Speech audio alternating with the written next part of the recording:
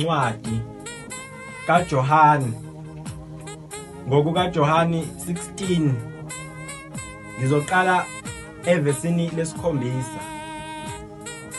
Kodwa mina nginitshela iqiniso lokuthi kungilungele ukuba ngimuke, ngokuba uma ngingamuki umduduzi kayikuza kini, kepha mangimuka ngiyakumthumela kini. Yithi inkosi uKristu ngolunye usuku mayikhuluma nabafundi bayo ithi asingenela emkhumbini sizowelela ngaphesheya. Uthebe phakathi benaye phakathi emkhumbini ewuthixo kubo, kwase kuvuka isivunguvungu olwandle sase sivuka ilithe lami iBhayibheli base bemvusa wayelele, basuke bamvusa bathi inkosi kunezivunguvungu olwandle umkhumbi yanyakaza.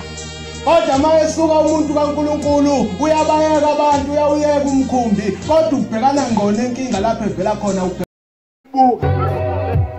athi ukukhokheli lungile akahlale lapha yasemnyango, kuyathi masengena inkonzo bese sicela ukuthi akaphume ngoba kuzoba sekungena inkonzo yenkokheli yamakhosikazi angayidingi indoda lendlu.